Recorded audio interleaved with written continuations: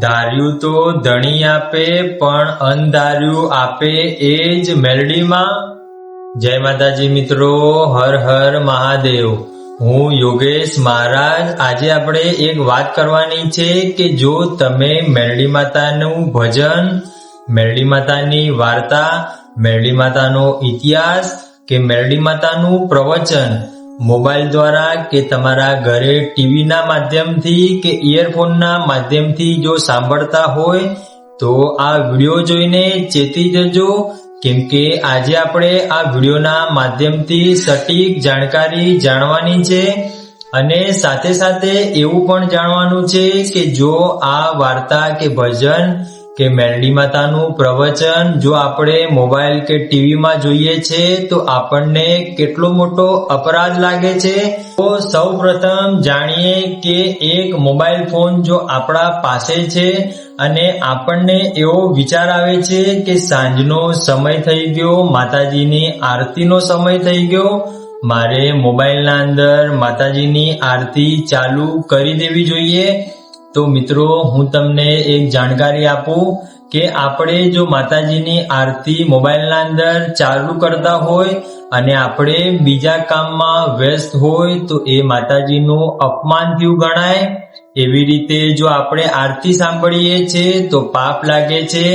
બીજા નંબરના અંદર આપણે એવું જાણીએ કે કેટલાક લોકોના ઘરે માતાજીની સ્તુતિ કે માતાજીનો મંત્ર વાગતો હોય છે અને એ મંત્રના નામ સ્મરણથી એમનું એવું કહેવું છે કે અમારા ઘરનું વાતાવરણ પોઝિટિવ રહે। પણ મિત્રો, હું તમને જણાવી દઉં કે મેં કેટલાક લોકોના ઘરના અંદર એવું જોયું છે, ઘરના અંદર ભજન કે મંત્રનું નામ સ્મરણ લેવાતું હોય કે કોઈ મોબાઈલના અંદર ભજન ચાલુ હોય અને ઘરના અંદર અયોગ્ય વાણીનો પ્રયોગ કરવામાં આવે છે તો મિત્રો આનાથી પાપ લાગે। પછી આપણે આગળ જાણીએ કે કેટલાક લોકો મોબાઈલના અંદર માતાજીનું પિક્ચર જોતા હોય અને પિક્ચર સાઈડમાં મૂકીને પછી પોતાના કામમાં વ્યસ્ત થઈ જતા હોય છે। તો આવી રીતે માતાજીનું કોઈ પ્રવચન કે જો પિક્ચર સાંભળતા હોઈએ કે જોતા હોઈએ તો આ લેખે ના લાગે।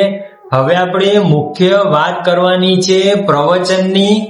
જો તમે તમારા ઘરના અંદર ટીવીમાં કે તમારા મોબાઈલ ફોનના અંદર માતાજીનું પ્રવચન સાંભળો છો પણ એ પ્રવચન આખું તમે જો ધ્યાનથી સાંભળ્યું હશે, કેટલાક લોકોનો હવે મને પ્રશ્ન હશે કે મહારાજ, અમે જ્યારે મોબાઈલના અંદર માતાજીનું પ્રવચન સાંભળીએ ત્યારે ધ્યાનથી જ સાંભળતા હોઈએ છીએ, પણ જ્યારે એમને પૂછવામાં આવે કે 1 કલાકના પ્રવચનમાં તમે કેટલું ભક્તિનું ભાથું ભર્યું ત્યારે એ ના પાડે છે, ત્યારે એમને કાંઈ જ ખબર નથી હોતી।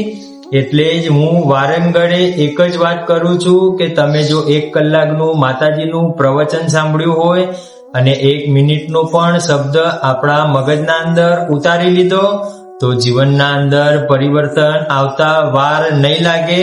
તો હવેથી આપણે મુખ્ય કાળજી રાખવી છે કે આપણે જ્યારે માતાજીનું મોબાઈલના અંદર ભજન કે મંત્ર સાંભળતા હોઈએ ત્યારે ધ્યાનપૂર્વક જો સાંભળતા હોઈએ તો જ ચાલુ રાખવું, વગેરે જો કોઈ કામમાં વ્યસ્ત હોઈએ કે ઘરના અંદર અયોગ્ય વાણીનો પ્રયોગ થતો હોય તો એવા સમયે આપણે માતાજીનું ભજન ના ચાલુ રાખવું જોઈએ।